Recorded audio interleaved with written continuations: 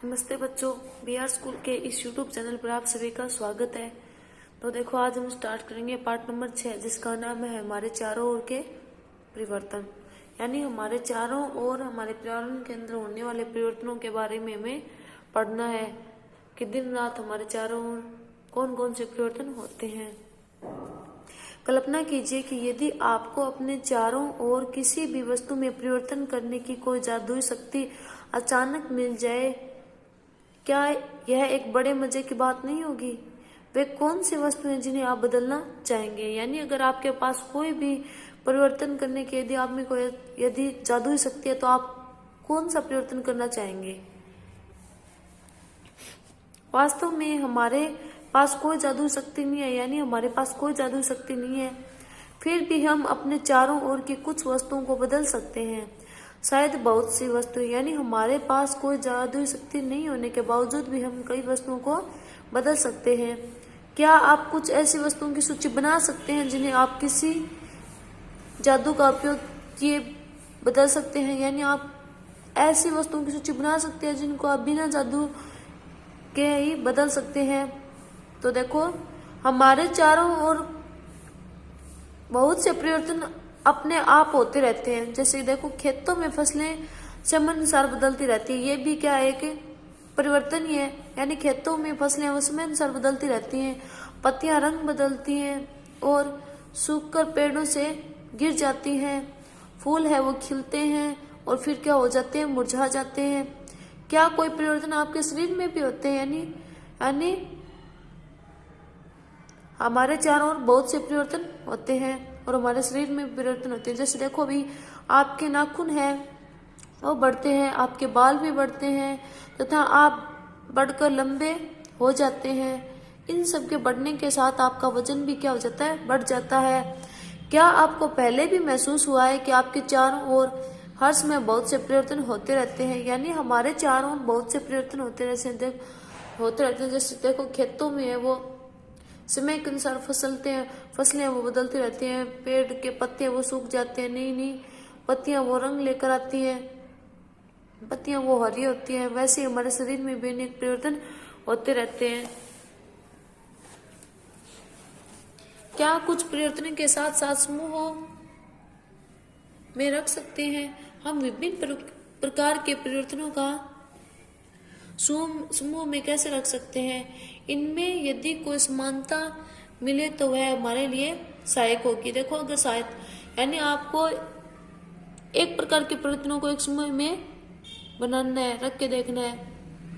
तो देखो, क्या सभी परिवर्तन सदैव उत्क्रमणीय किए जा सकते हैं? क्या सभी परिवर्तन है वो उत्क्रमित किए जा सकते हैं? देखो, क्रियाकलाप 1, एक गुब्बारा लीजिए और उसे फुलाइए। सावधानी बरते कि वह फट ना जाए, यानी वह फटना नहीं चाहिए, उतना उसको फुलाना है। गुब्बारे का आकार है वो आकार में या फिर आकार व आमाप बदल गया, यानी इसका आकार व आमाप बदल गया है। अब उसके है वो हवा निकल जाने दे, यानी पहले उसको फुलाया है तो देखो उसके आकार और आप में परिवर्तन हुआ। उसके बाद क्या करना, उसको हवा को आपको निकाल देना। जैसे देखो, नीचे आपको चित्र में भी दिखाया गया है। तो देखो, आपको पता है भी कि गुब्बारे में हवा भरने से उसके आकार और आमाप में वो परिवर्तन हो जाता है। क्रियाकलाप 2 देखो, एक कागज का टुकड़ा ले और इसे चित्र 6.2 के अनुसार मोड़े। इससे आपके कागज का टुकड़ा है वो खिलौना हवाई जहाज में परिवर्तित हो गया है।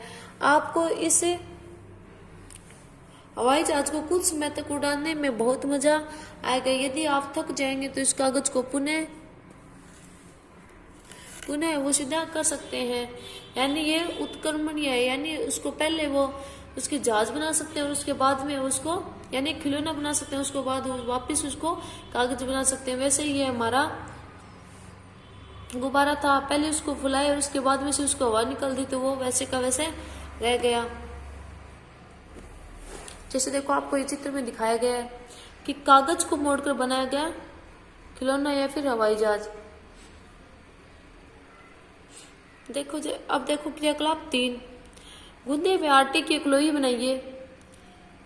इससे रोटी बेलने की कोशिश कीजिए, शायद आप इससे के आकार से खुश नहीं हो और इस आकार को दोबारा लोई में परिवर्तन करना चाहेंगे।